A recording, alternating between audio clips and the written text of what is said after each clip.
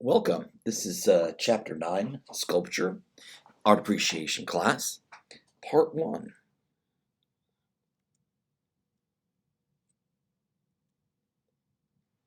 So the different types of sculpture that we will take a look at in this chapter are relief, in the round, kinetic. We'll take a look at performance art, installations, earth art, and different sculptural methods.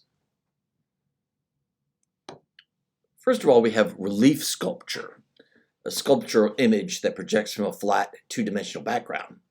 The back of a relief sculpture is not meant to be seen. The entire design can be understood from the frontal view. You could think of relief sculpture in this way, that if you have a coin in your pocket, you have a relief sculpture. The head of the founding father that is on the coin projects from the background of the round coin. Now, here we have a plaque from the Benin people of Nigeria of bronze, and this is a relief sculpture because all of the figures come off of a two-dimensional background. Sculpture in the round, freestanding sculpture, sculpture in the round that the viewer must circle it to see it completely, that it is meant to be looked at from all angles. It inhabits three-dimensional space in the same way that living things do. And this is a work by Bernini, Apollo, and Daphne.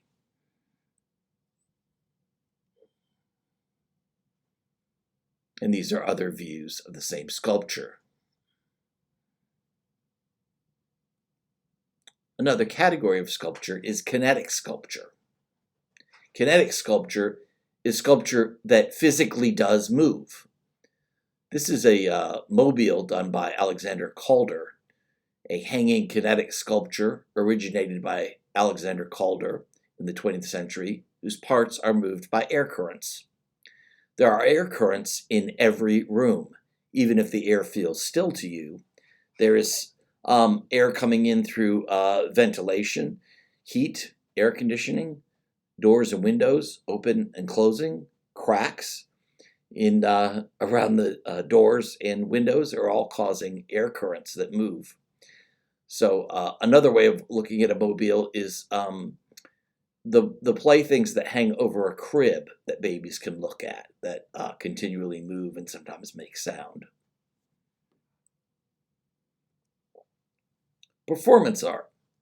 20th century events designed to be ephemeral, lasting only in memory. So rather than a physical thing, a sculpture, a painting, something like that, it is watching something unfold in front of you, and that would be performance art. Installations. Installation is a room-sized multimedia sculpture constructed in a gallery, museum, or public space. It is meant to surround the viewer with a unique artistic experience, also known as environment sculpture. So these can be difficult in installation because ordinarily, an artist can sell a painting or a drawing.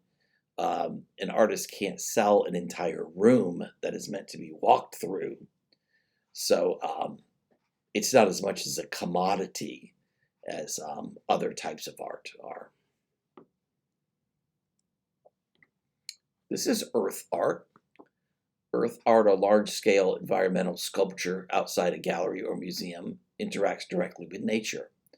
This is the most famous one, Robert Smithson's Spiral Jetty from 1970.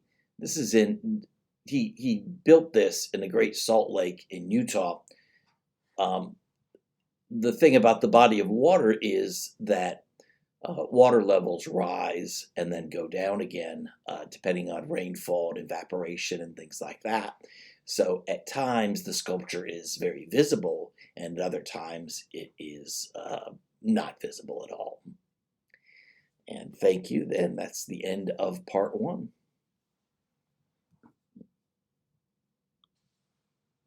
Welcome to Art Appreciation, Chapter 9 on Sculpture. The Artist's Materials and Tools, Part 2. Sculptural methods. There are two basic sculptural methods, additive and subtractive. Additive sculpture, as opposed to subtractive, is sculpture that is built up, such as by modeling a flexible material like clay or plaster, or by building an installation. So you're adding material together to build something. So it's additive. The other method is subtractive sculpture. As opposed to additive, sculpture carved out of materials such as wood or stone. So you would begin with a larger piece and then take away from it, so subtract from it to create the sculpture. Modeling is an additive process. Corrections are possible during modeling, and the result are fired clay or preserved wax. We have all made sculptures modeling, whether that was with Play-Doh or another material when we were younger. A material of clay. Clay is usually fired in a kiln or an oven to harden the clay into terracotta. Terracotta is clay baked in a kiln and hardened to a rich red earth tone. This is a knock sculpture of a sitter man from Nigeria, Africa, from the year 500. Casting, a sculpture technique in which liquid materials are shaped by pouring into a mold. To copy a solid object by pouring a liquid, such as melted metal, clay, wax, or plaster into a mold and letting it harden. The mold is then removed and a copy or cast is left in the shape of the mold. Sometimes the mold can stay intact during the process and used over and over again to create more. And sometimes, in certain methods, the mold is destroyed in making it.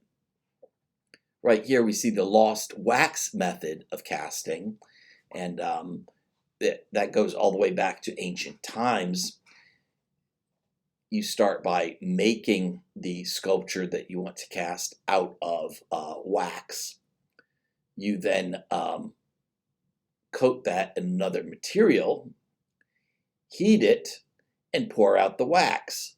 You then can pour in your molten metal or other material and pop it out. So this is a illustration of that. Wood carving is a form of woodworking by means of a cutting tool, a knife, a chisel, or a mallet, resulting in a wooden figure or figurine, or in the sculptural ornamentation of a wooden object. And this is a work from Japan, a guardian figure. Stone carving, an artistic form in which hard materials are worked into three-dimensional art objects. The designs may be embodied in freestanding objects, in reliefs or surfaces, or in environments. This is Michelangelo's Atlas Slave. I believe this work was not completed because of Michelangelo's death. But it is a fascinating piece because it gives us some insight into his process of working. Thank you. That's the end of part 2.